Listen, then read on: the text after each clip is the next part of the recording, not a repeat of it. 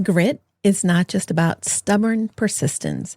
It's also about choosing the right goals. Angela Duckworth.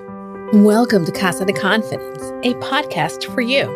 You'll hear some incredible women and some awesome, cool dudes going confidently in the direction of their dreams and living in the purpose of their heart. You're our host, Julie DeLucca-Collins, and you are our sidekick.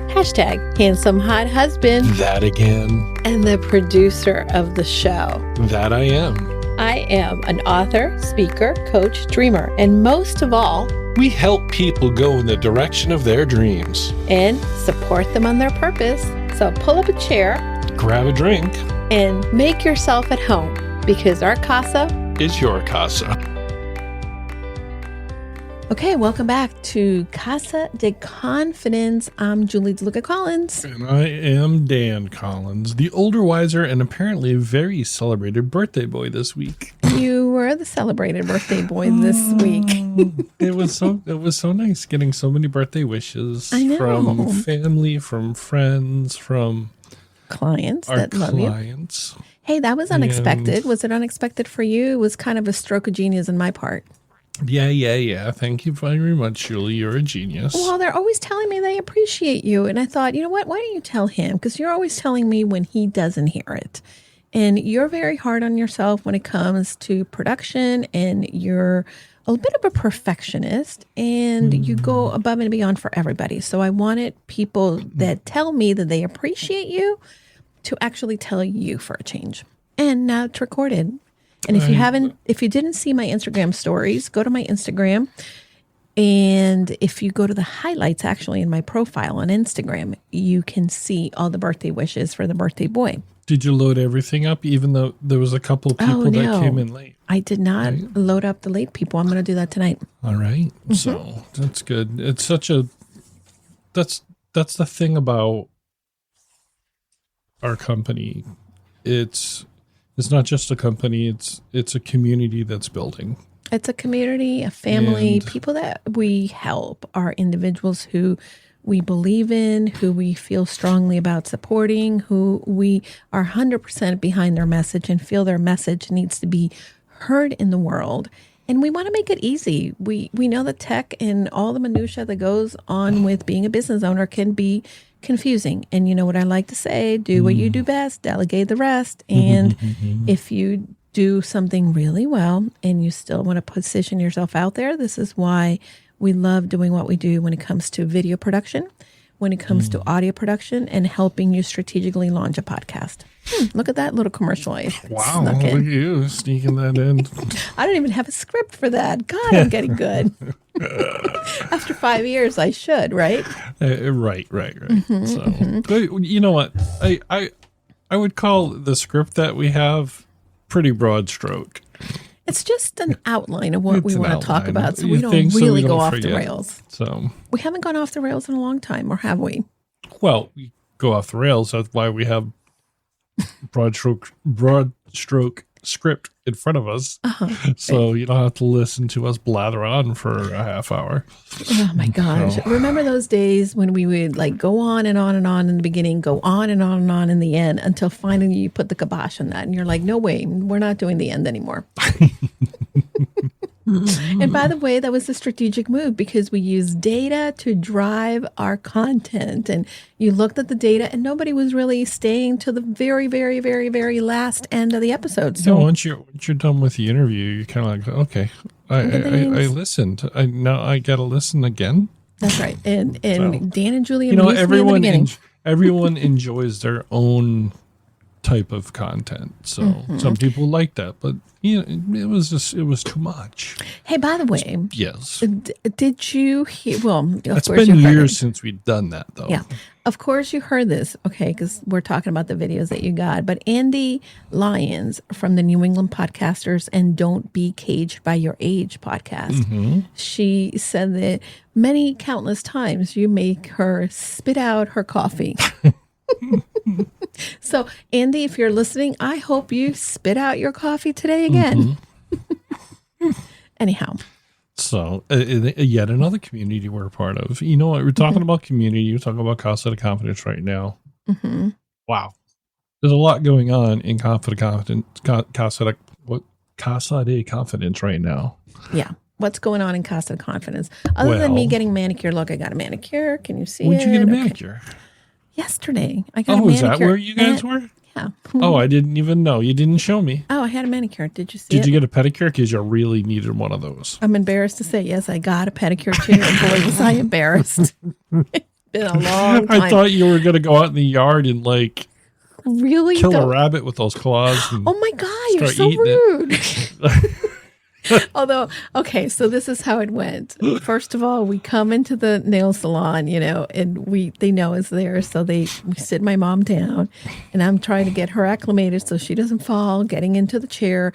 And then I go and I sit in the chair and I sit down. And normally I'm a little embarrassed and my legs may be a little dry, which, I tend to run dry. So then all of a sudden I look down. Dan, why didn't you tell me my toenails were so long? I did just the other day. I didn't realize how long they were until they were fully exposed. And I thought, oh my God. And I thought, okay, I'm sorry. And she's like, don't worry, I say it all the time. And I thought, because you want me to tell you when something's like that, and I did. You apparently forgot I did it. Yeah, no, I remember we went somewhere that I had open-toed shoes on Friday. And I looked at it and I'm like, oh, I need a pedicure. But I didn't really look. Was it at the funeral? Yeah. Yeah, that's where it was. Anyway, yeah. So anyway, we Friday, just a quick story. My good friend Mike, his father passed away. So we went to that funeral on Friday. Yeah. So, interestingly enough. His son... Actually, yes. Gavin, yeah. He actually did an interview on Campus Chronicles. That's right. So Gavin go listen was on to Campus Chronicles. Campus Chronicles. It's podcast, one that one of our clients. Campus Chronicles. Based out of the UK. Yes. Hey, by the way. Yes. Since Mike's dad passed, I've had a lot of dreams with my dad in the past week. That happens a lot. When someone I've known or close, I'll have dreams like that. Yeah, so. I know. Anyhow. Yes. Anyhow, I was going to say anyhow myself. To talk about yes all the things that are going on. And one of us in this room made some pretty brave moves last week. Oh, that would be me. Yay for me. Okay, so I got a little fire in my belly and I thought, I want to talk about something. But a lot of times when we talk about stuff and we put it on social media, 9 times out of 10, it kind of goes away. Social media posts have a lifespan of a couple of hours, if that. And obviously YouTube videos and podcasts are a little more evergreen, but I know that first thing in the morning, what I like to do is I like to hear some inspiration or something that is like, oh, I needed to hear that. And mostly for myself, I need to hear some of these thoughts. And I kind of process them. So I launched a solo 5 to maybe 7 minute podcast, maybe mostly 5 minutes. I've been listening to them. And this is a brave move because she's doing it on her own. I'm doing it all on myself. I'm not involved whatsoever. Not at all. Not in the planning, in the editing, in the everything. And by the way, they're bite-sized episodes. Bite-sized. They're like appetizer size, not even bite-sized. Anyhow. Well, the reason I'm doing this, and here's, so I had that little fire in my belly that I wanted to do that, but the other reason I wanted to do this is because we were incredibly fortunate with Casa de Confidence, and thank you if you have been a listener from the beginning. But one of the things is we had a very good launch, and our numbers have thankfully been great, phenomenal. Fantastic, which by the way, Good Pod said we were number 10 in motivational podcast, just putting out there. Sweet. But I think for many people, sometimes they launch a podcast and crickets, or they launch a podcast and they get 1 or 2 listens, which is very common, by the way. If you're launching a podcast and you're only getting 1 or 2 people listening, is very common. And one of the things that I wanted to do is launch a podcast from scratch and grow it from scratch using the same strategies and the tools and tips that we really share with our clients. So that's one of the reasons that I did that. And I'm doing it in a way in which and I'm starting to implement these. You're doing a scientific study? I'm doing, well, it's not necessarily scientific study, but I want to show people that with the right strategy, the right tools, the right plan, you can make this work. And it's really about, well, not only, recording or throwing it up there, but it's really about what you do in the back of the house, having the right keywords, SEO, making sure that you have a newsletter that goes out that announces it, that you talk about it to other people, et cetera, et cetera, et cetera. And it sounds very complicated, but a lot of that other stuff, other than the recording, is stuff that we do for our clients. But I wanted to really test it out from the beginning to see what that would have been like if I had done podcasting all on my own without your support. So it's going well. I like it. Well, the thing about it is that you talk about it. I mean, the title is Brave Moves, right? It's a brave move on my part. Small episodes, little episodes, you're doing it. And that is courage. And I know you talk about it. Courage isn't one huge leap. It's making a small, brave move, the one that's right in front of you. Well, consistent action, right? Consistent action. And that actually ties into our guest today, Laura Bratton. Because she talks about, I was listening, gratitude as a daily practice. A daily practice. I think that sometimes, in the episode for Brave Moves today, I talked about that a little bit and how we may have a daily practice, but if we don't have awareness within our daily practice, we could go sideways. And this is something that Laura really focuses on with the individuals that she coaches, but also she's a keynote speaker, TEDx, and an author. But our conversation was incredibly moving to me because it reminded me that sometimes we cannot control what happens to us, but we can control how we move forward from that. And what you're going to find out with Laura is something that she could not control happened to her. And Julia, why don't you tell? Yeah, at a very young age, at 9 years old, her world went dark. She was, struck by an incredible situation in which she lost her eyesight. And, I cannot imagine at 9 years old going through that. And there was a level of grieving and a level of just navigating a brand new world, right? And at that age, there's so many things that can go through your little brain, but also as an adult, right? That impacts the person you're becoming and it stays with you. Yeah. 70% of the things that we learn, 70 to 80, typically we learn before the age of 8. So your brain is still developing. And one of the things that Laura found is that she talked about grief and gratitude coexisting. And I know that we've talked about this on the show before, how we are so grateful, right, for things, but we can find that smile, that goodness in the middle of the grief, even if it's something horrific as losing your eyesight, which I don't think it's horrific. I think that, it's been something that she's been able to adjust to, and not only adjust, but thrive in the person that she is. And the same thing, when we lose somebody, we are in that state of saying goodbye and moving from that person being here in this world to a place where they continue to be here in our hearts in a different way. And we get the opportunity to be grateful for who they were in our lives and how that relationship shaped us. So I love this. You're going to hear all about it in the interview? We are. Yeah, it's a great conversation. Hey, and by the way, I do want to give a shout out to speaking about production. Okay. I was going to give a shout out, but you talk about production. You shout out first. We're probably going to talk about the same thing. Okay, because you're predictable. No, go ahead. I want to give a shout out to our guest, our client, Michelle Weston, who launched her podcast. Oh my God, Beyond my diagnosis.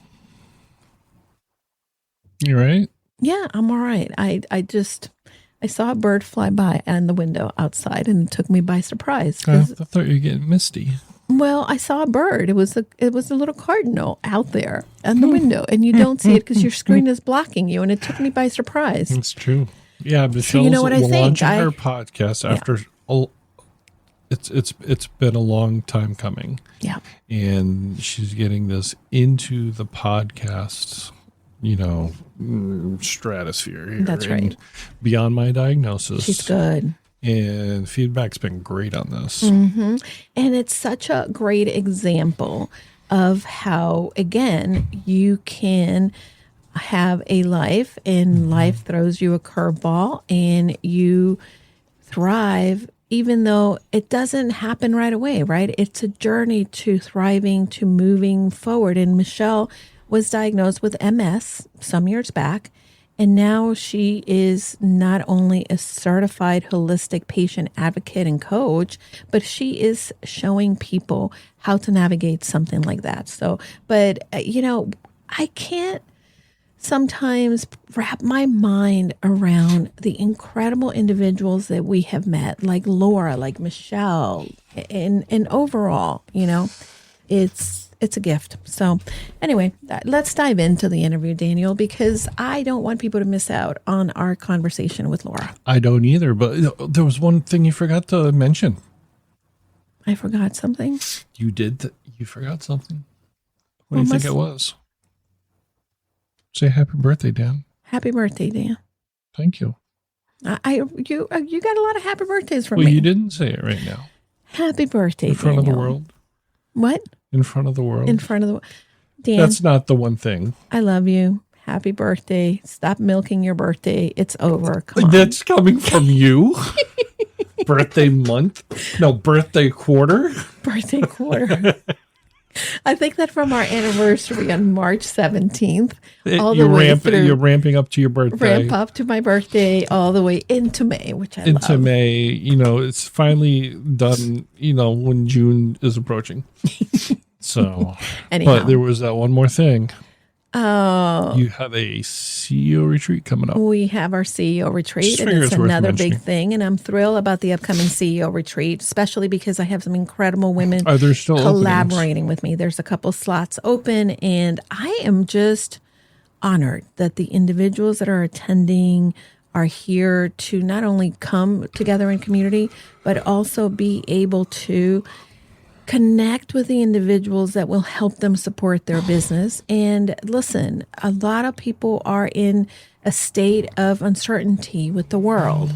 And what better way than to invest in yourself and your business to make sure that you have the right tools to make sure that you serve others and keep going in this world and keep making a difference because you invested in yourself and because you have the right strategy to grow what you're doing for yourself and get the freedom and flexibility that you desire. So that's all. And if you want to know more about the CEO retreat, go to goconfidentlycoaching.com and there's information on the website for that.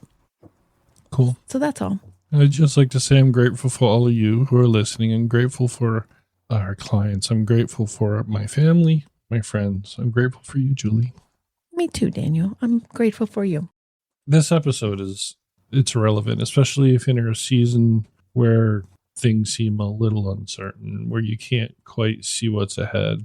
Laura's story starts with losing her physical sight, but what she gained in inner vision, all of us can learn from.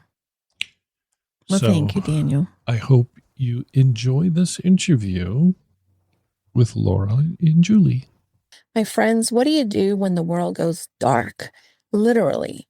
Today's guest, Laura Bratton, was 9 years old when she learned that she would lose her vision. But what she didn't lose was her light. In fact, she became a guiding one. Laura's journey from navigating blindness to becoming the first blind graduate of Princeton Seminary, and now the author of Harnessing Courage, is one of grit, gratitude, and unshakable purpose. You are about to hear the story that will change your view on obstacles and give you a perspective on your own strength.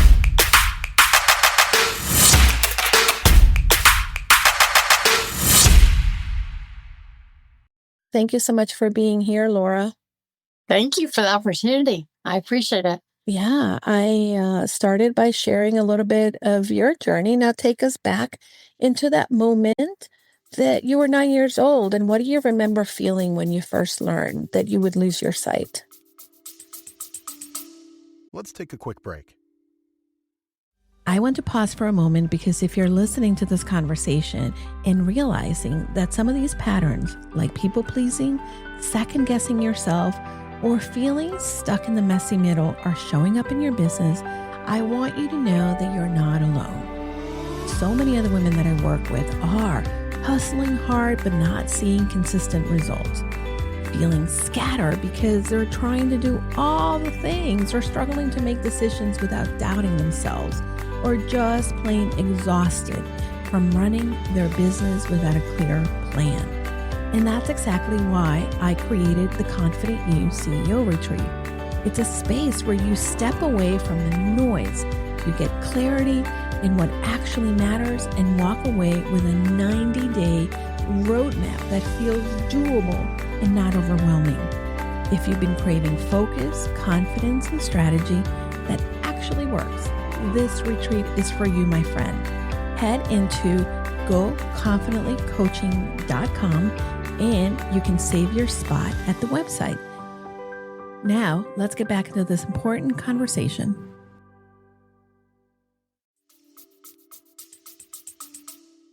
Yeah, so there was one distinct moment. So right before, as I was 9, right before I started 3rd grade, my mom, being a teacher, noticed she's holding books a little bit closer to her face. So just really thinking nothing of it, we'll go to the doctor, get some cute, pink glasses, and she'll start her 3rd grade with cute glasses. It'll all be fine. So we make an appointment, and my mom and I went to the regular pediatric ophthalmologist, just assuming a quick routine yearly checkup, no big deal. So they dilated my eyes. I remember reading all of the letter, the biggie, all the letters on the chart. And then after the doctor came in and looked at my eyes, I can just still see in my mind's eye, he just rolled away from me and looked directly at my mom and just very serious said, "There's a major problem going on, and I need to refer her to a specialist." Again, my mom being a teacher and me getting ready to start 3rd grade, her response was, "Okay, great. Well, let's schedule it maybe sometime during fall break or Christmas break, and we'll take care of it." And his tone completely changed again, and he just said, "No, you don't understand. There's a serious problem going on in her eyes. You're not going to lunch. You're going to leave my office and go directly to the retina specialist. This has to be addressed immediately." Wow. The gift of being a 9-year-old was that my mom could process it emotionally, and she could call my dad and say, "Meet us at the retina specialist." So obviously they could process and knew what was going on. Right. But I, as a 9-year-old, could not. Because in my mind, I could see then, so I guess I would always see. It was just in that moment. So for me, the reality clearly hit my parents, but not me as a 9-year-old. The reality for me came as a teenager. Yeah.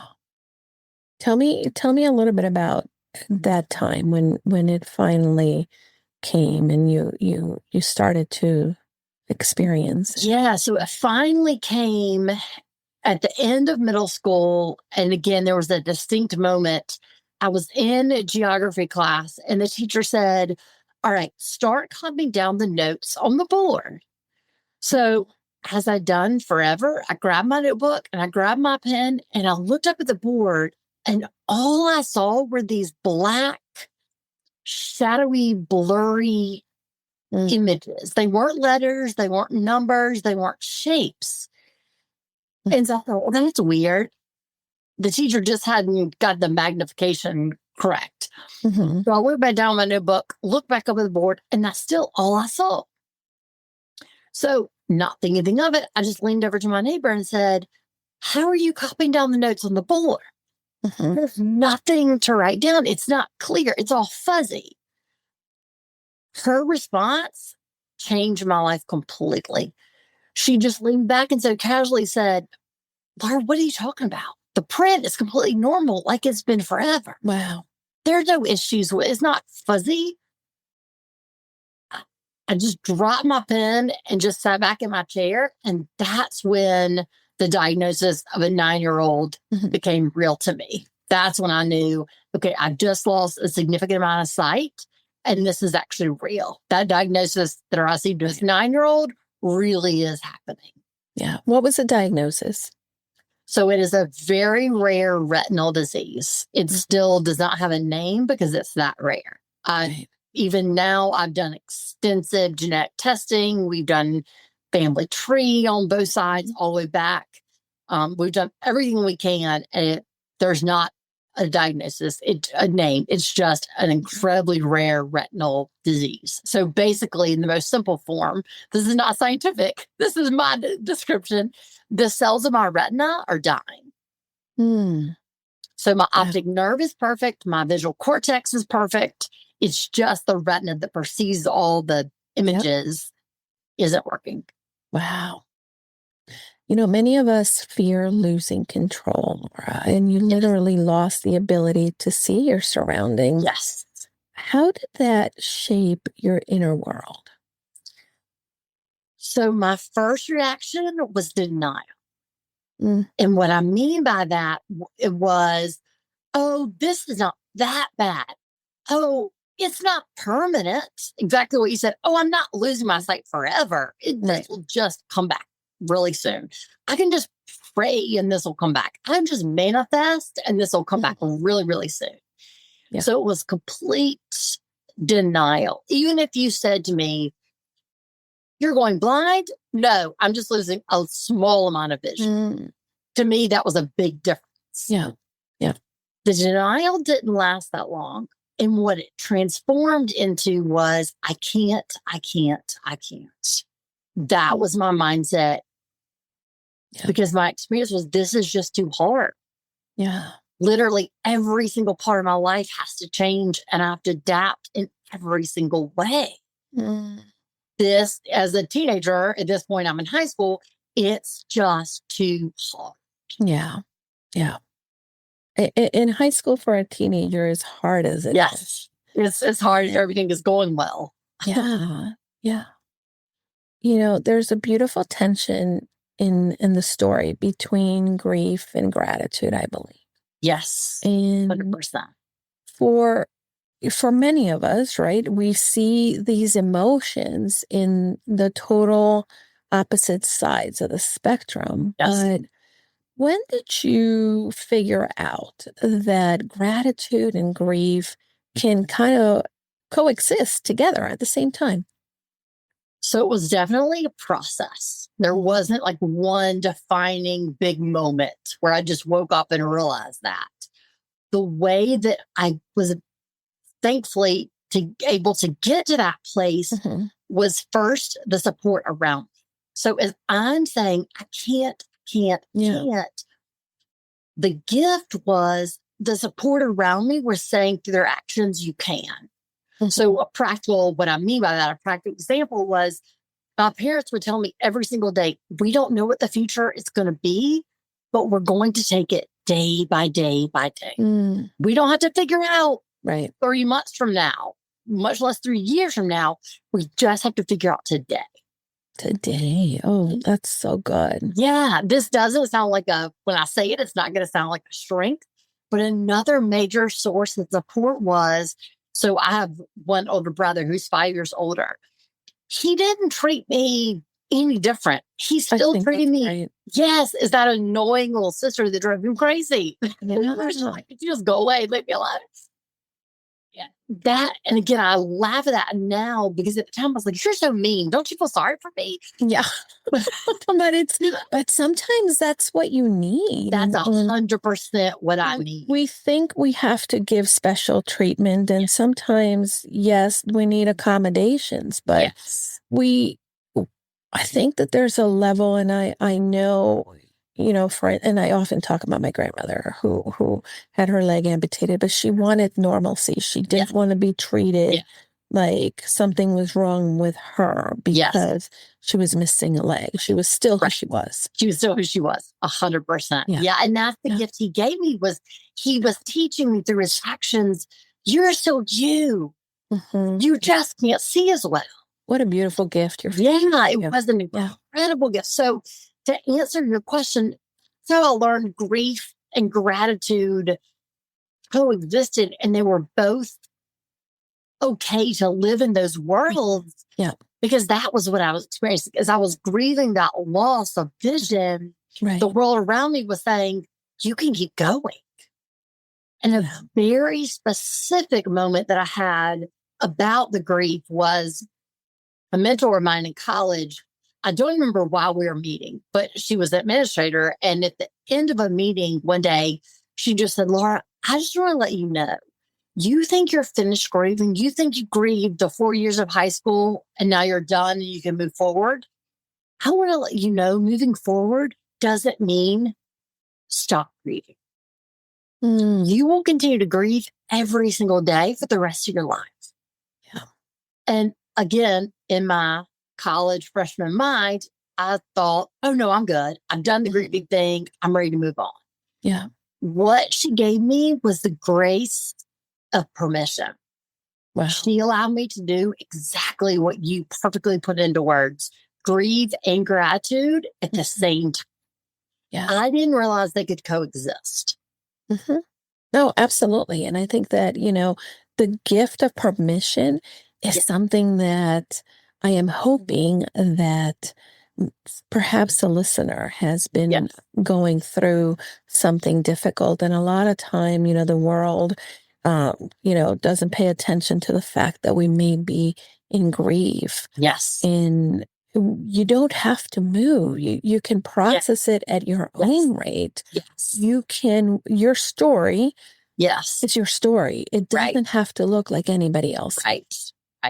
And that is my deepest hope and passion, is, like you said, someone will listen to this interview and they can receive the gift I received from that mentor, the permission. Because again, what she said to me literally was, Laura, continuing to grieve does not mean you're not moving forward. It does not mean you haven't accepted your new normal. It's not, to grieve is not a weakness. To grieve just is part of your human experience. That's right. And you've lost a major sense. Of course you would grieve. Absolutely. So that permission to do both. So wise, so wise. I see that, your journey definitely involves grit and overcoming adversity. And grit is often something that is misunderstood, right? Yes. What does grit mean to you? And do you practice it? And how do you practice it daily? Yes, and yes. So, yes to all involved. Yeah, I love it. The way that we often think about, or the way I often think about grit, is just grin and bear it, sweep it under the rug, don't get emotional, keep going. The way I've learned grit, and I love Dr. Angela Duckworth's work, is grit. The true grit is having resiliency and having tenacity moment by moment by moment. Oh. Small goal by small goal by small goal. Yeah. Small, tiny goals. Yeah. I love it. I'm a tiny habits coach, and I teach that, and I work at incorporating that into my life, because I'm a person that wants to go big, but sometimes you just need to take the next best step and keep going. Yeah. Right. And the gift, you can't have that big goal, but yet take that big goal and then break that down into tiny, small, manageable goals. So, for example, when I was immediately going through the transition of adjusting to life without sight, I was so overwhelmed with the future. So, again, a practical example. Yeah. When I was starting my senior year in high school, of course, my goal was to graduate from high school, go to college. Yet I was so overwhelmed by that big goal. What I learned to do that August before I started my senior year was say, all right, all the grit for today just looks like thinking about where I want to apply. And then the grit for tomorrow is just getting the applications for the school I want to apply to. Yeah. And the next day is just starting those applications. So again, that's what that day-to-day grit looks like. Just saying, okay, what is the one goal for today? Yeah. And actually living that. That's so good. And I think that, sometimes we want to have it all in control. We want to Yes. know what it's coming, the picture, but it's the small unseen moments that require the most courage. Yes. And I wonder what other small moments in your journey have really been the ones that are small, but really unseen and created an impact in your life. So connecting the grit and the gratitude. And what I mean by that is as I break down those small moments, like again, I'll tie the gratitude together. What I mean, again, in those high school days when I was such in a state of panic, in a state of depression, it was an amazing goal just to say, all right, my goal is just to get through 8 o'clock to 10 o'clock. Just that 2-hour block in the morning. That's right. And then once I got to 10:01, be grateful. Oh, wow, my panic attack was a little bit less today than it was yesterday. And that's the gratitude. And that's enough. Yeah. So again, just like you said, I want my gratitude to be like something major, right? Some world-changing event to be grateful for. Yeah. What my experience told me was, be grateful the depression was a little bit less. Be grateful that I slept a little bit better that night than I did the night before. Yeah. Gratitude is a great tool. I've been really working and again, I had my first coach. I'll never forget. She had me every night for 30 days, write 100 things that I was grateful for. And they couldn't be the same thing. Yes, that's exactly what my mentor told me. Yes. And I thought, you got to be kidding me. And it really helped me to shift so much so that nowadays, and life is not always perfect. Life has this lifers moment. And I try to remind myself, right, when that annoyance or that person kind of like is trying to get in your grill, I'm like, okay, what am I grateful for? And I start to list all the different things that I'm grateful for, even if it's just that my dishes are clean, right? Right. And these little things just add up and make a big impact. And make a huge you get it. Yeah. That cannot be underestimated. I mean, I cannot say that enough. Yeah. I made my bed today. I just unloaded the dishwasher. That's huge. A lot of days, especially in those beginning years, that was a great accomplishment for the day. Yeah. Yeah. And to trust that's enough. And to know that we're worthy when we accomplish that. Yeah. Now, Laura, you write about applying gratitude moment by moment, like we're talking about. And how do you practice that now, when life feels that maybe you don't even have something to be grateful for at times, right? Because we all feel that, but how do you practice it? So let me back up by saying I started exactly how you started. I had a mentor that said the exact same thing to me. Now that I've been doing that practice for so long. Now it's a mindset. And what that mindset looks like is just like you're saying, when I have those days, oh my gosh, there's nothing I'd be grateful for. Making myself stop and say, yeah, there's nothing I'd be grateful for. And what is that one tiny thing that I survived the day because of? Maybe it was that random person in the elevator that just spoke to me. They just said a kind word. They just said hello, and like they didn't know what I was going through. They didn't know my life situation, but just that kind gesture. Maybe it was just walking outside and feeling the sunshine, just the fresh air, the gift of the fresh air. So allowing myself to acknowledge, and circles back to what you said, acknowledging the grief and the gratitude both have a place in the same day. So acknowledging this was a really, really hard day. And maybe what I'm grateful for is that the day's over, right? Like I made it through the day. So I made it through the day. Over. Yeah. And again, like I mentioned earlier, trusting that's enough. Yeah. Because and the reason I say that, my perspective used to be, unless I had a good day, I was not enough. Ooh.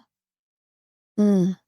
But trusting, even when it's a bad day, Mm-hmm. I'm still enough. Yeah, absolutely. And I think that, it's necessary in the sense that sometimes gratitude feels impossible. Yes. Yes. And that's okay. That's Just let okay. it be. Let it be. force Oh, it. yeah. We try, and I think that that's the problem at times, right? When we have these personal development conversations, that we try to make them, I need to be sunshiny and happy, Yes. and it's okay, right? That Yes. you're not going to feel like it's possible to feel grateful. Yes. And that's, yeah, it's actually very healing, because what you're saying actually hindered me in that personal development. Oh, it's all sunshine. Mm-hmm. That actually hindered me in my initial adjustment, adapting, because when I wasn't feeling that way, clearly, I just thought, I was like, I thought something's wrong with me. Oh, Mm-hmm. I'm not enough, because all these personal development books and podcasts are telling me it must be, Oh, yeah. rosy and sunshine. So just again, that permission to say, this is really hard, and I've cried all day, or I've been angry all day today, and that's enough. That's enough. And those are human emotions, Yes. human experience. Yes. And for so many of us, we fear the emotions that are not that, unicorns and sunshine and rainbows. And really, it's okay to even know, like, okay, this is the thing. I'm not always going to be perfect. I won't always feel great. And acknowledging it and not trying to change it. Right. Just acknowledging it is really the first step. That's the key. Not trying to change it. Just let it be what is. Yeah. You were the first blind student to receive a Master's of Divinity at Princeton. Yes. What did that experience teach you about the institutional barriers in your own capacity? So this is the gift, again, of how grit and gratitude balance each other so well. So being the first, they told me, clearly, we don't know the resources that you need. We are willing to provide the resources if you tell us. Okay. Tell us what you need and we'll provide it. The way the grit and the gratitude comes in is it took a lot of grit for me to advocate for myself and say, here's exactly what I need. Because I had to learn to be very, very clear on, this is my need. This is why I need this. And this is how I need you to provide it. The gratitude piece was being so grateful that they were willing. They were willing. Yeah. Yeah. What were some of the things that you had to advocate for yourself? Was it the space, or was it? So it was very practical. As a person who's blind, you get double time on test. Okay. So I would say to them, instead of being in the classroom with everyone else who have 45 minutes to take a test that was on paper, I need to be in a computer lab basically by myself with double time. So I need an hour and a half to take that test. Okay. Again, a lot of the textbooks rather than print have them in PDF format. So contacting the publisher to get them in PDF format. So just very practical examples. Yeah. That, again, that forced me to advocate for myself. And that takes a lot of grit. Yeah, it's a practice. You know what you need. Yeah. It's a practice. And sometimes, we have to really stop and think exactly what you said. You have to know what you need and ask yourself, if this was going to be easy, what would it take? Right. What would it take for it to be easy? Right. Or not easy, but, doable. And doable, right? 100%. Right. Yeah. Right. Now, was there a moment when you applied to the program? I have a friend that has a master's in divinity. I have a few, actually, now that I think about it. I have a couple friends that have a master's in divinity, and I saw what they went through in their program. Was there a moment that you felt like, oh my gosh, what did I get into? 100%. That first, there were more days of that than not. That first Thanksgiving winter break, I thought, should I even come back? It was, yes, absolutely. Absolutely. It was incredibly challenging, intellectually, spiritually, so many different ways. Yeah. So yeah, it was incredibly hard. Totally aside from the adjusting to the blind. Yeah, of course. I mean, it's a big thing. And perhaps the listeners, maybe someone is sitting down and doesn't understand specifically what is the Masters of Divinity? What does that entail? Sometimes people say, are you a minister? Or tell us more about that. And what was the thing that inspired you? What prompted you to go after a Master's in Divinity? So a Master of Divinity is the study of theology. And specifically for me, it was the academic study of Christianity. So what that looked like in those 3 years was studying Greek and Greek scripture, as well as just philosophy. So go both in the Hebrew, the Greek, just the historical background of the Christian church, as well as today's scripture, ethic, mission. The reason I went into it is 100% from my personal experience. Love that. So I majored in psychology in undergrad. So I focused on the psychology, the mind, how our mind works. But through my experience, I knew that healing wasn't just mental.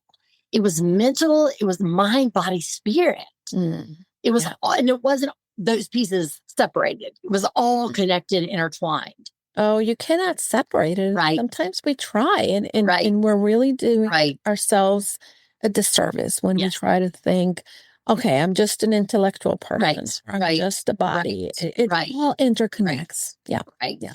So that's why I studied theology, is to have the understanding of how do we heal when we've experienced trauma. How do we heal mentally, physically, spiritually, everything, all of it combined. And again, like you said, not in separate areas, but all of it combined.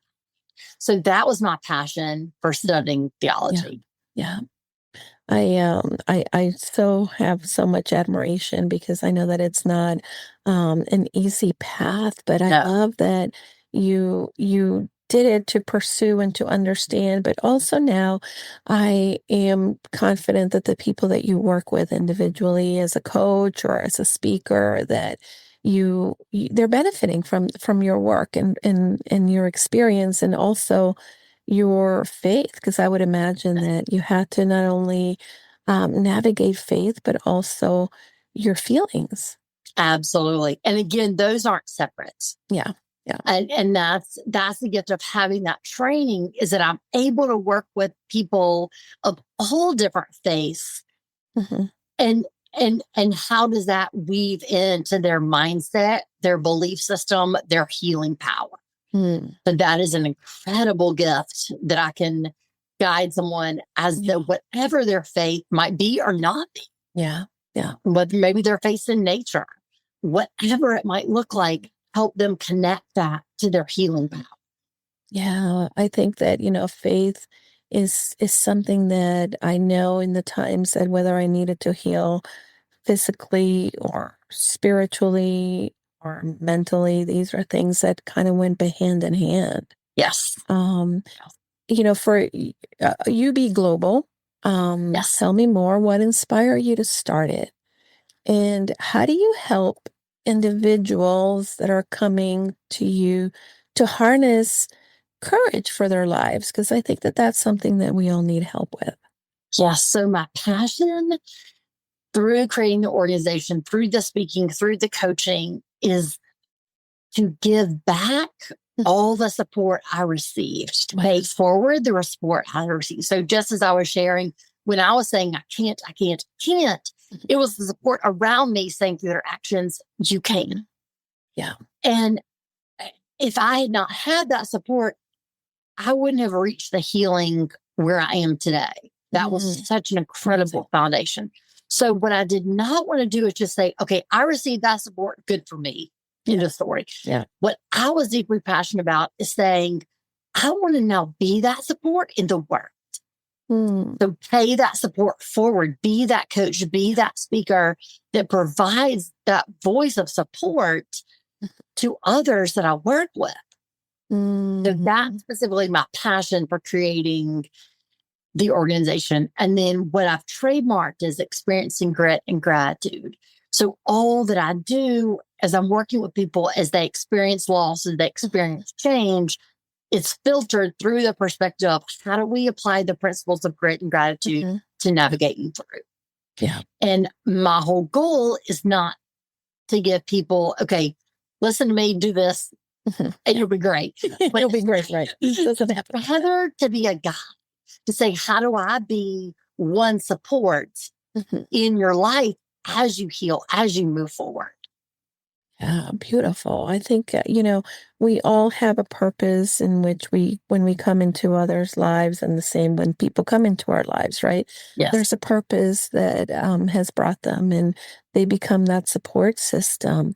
Now, you also work with organizations. What kind of organizations or individuals, for that matter, come to you, and how do you help them, and what are they looking to achieve? So the organizations are typically corporations, associations going through some type of change in their either organization or in their industry, that they need help, again, with those resources of how do we navigate through change. And then with the coaching, it's a lot of people who've experienced non-death losses. So what that means is either a loss of relationship, a major job change, either a physical, just like I went through a physical transition, any type of major loss that impacts their life in a powerful way. Again, that's who typically I work with. A lot of athletes who they experience major injuries, just from the mindset level of when so much seems out of control, what can I control? It's our mindset. It's our mindset. And, I wish I would have definitely known that lesson much sooner. Yes. Your work is admirable, and I'm a fan. I'm so glad that we sort of cross paths. But for most of my listeners, right, they are also doing the type of work that creates an impact. And I often like to ask individuals, what is the message that you most want to leave behind through the work that you're doing? As we go through change, acknowledge, and again, that word permission, give yourself permission to acknowledge the change is hard. And that's not a weakness. That's not playing victim. That's not choosing to move forward. Just give yourself the space to say, this is really hard. This is difficult. And then once we acknowledge that, then we also at the same time have the power to move forward. Yeah. Amazing. Amazing. Laura, I don't want to let you go. So I'm going to, are you game for some rapid fire questions? Absolutely. Let's do it. Let's do it. I've been having a lot of fun doing these lately. And I forgot in the very beginning, in the first episodes of the podcast, I used to do these a lot. And then somehow I stopped and I said, I've got to go back to that. So here we are. Let's go. Let's see. The one word that describes your childhood. Fun. The last thing that made you laugh out loud. So I love hiking. And just a few days ago on a hike, there were several different funny experiences that we had a lot of fun laughing at. Close encounters with a lot of animals that were hilarious. Oh boy. So that's not a short answer, but that was the last. No, listen, it's a good answer. A deep laugh. No, sometimes we need to be outside of our regular everyday life to find those funny moments. Is there a book that changed your life? Tuesdays with Morrie. I love that book. Oh, so good. Okay, what's your morning mantra or grounding ritual? Start with gratitude. So just receiving the gift of the day. Beautiful. Now, what's one misconception people have about living with blindness? I'm amazing. And what do you hope people remember about you? I'm human. So beautiful. You're so awesome. Thank you for for joining me and for having this conversation and for allowing us to get to know you. My friends, I love that Casa de Confidence has become the home of great individuals who are living in their purpose, but creating an impact in the world around them. And if Laura's story has moved you and you're navigating your own storm, I encourage you to pick up her book, Heart is Encouraged.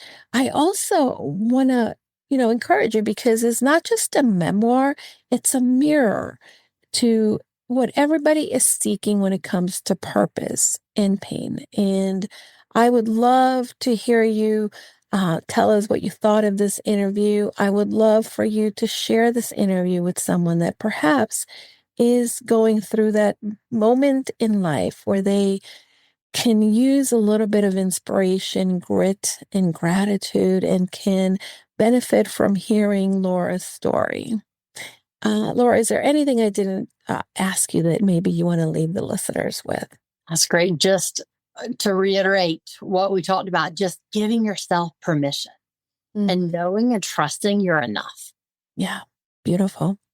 Well, thank you, Laura, for being here. We're going to have all the information in the show notes for you to connect with Laura. And her website is laurabratton.com. Laura Bratton, that's Bratton. And go and get her book. Sign up for her email list. Let her know that you met her through Casa de Confidence. And I'd love for you to maybe take a small moment to implement gratitude in your life. And I'd love to hear how you were able to do that today, my friends. Thank you, Laura. Absolutely. Thank you for the opportunity and thank you for this platform. Everybody, don't forget, go confidently in the direction of your dreams.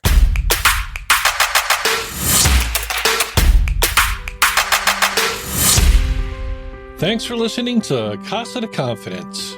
We thank you for listening, and if you want more, go to casadeconfidencepod.com. Check Julie out on her socials as Julie DeLucca-Collins. And you can also check out her website at goconfidentlycoaching.com. Have a great week, and don't forget, go confidently in the direction of your dreams. Hi, everybody. I know that sometimes we get very lonely in this entrepreneur journey, and I want to invite you to join us into our limited time only Purposeful You Mastermind. For many of us entrepreneurs, we believe that we can do it all, but the reality is that doing it alone only creates a lot of overwhelm. So join us at the Purposeful You Mastermind. You can find out more information by going to bit.ly/Julie's Mastermind. This is going to be the place where you are able to then unlock your full potential and achieve long-term success for your business. Push you behind your current limits, expand your connections, discover new ideas, and implement them with confidence. You're going to get the support in all aspects and transforming you to the six-figure business you've been looking for. Pause and get off the hamster wheel if you've been spinning around. This is a time where you can get that support from like-minded entrepreneurs that are here to join you in your journey. Together, we can challenge the assumptions and land the speaking engagements and opportunities we want to grow our business and make an impact in the lives of people. See you then. Remember, you can find the mastermind at bit.ly, Julie's Mastermind.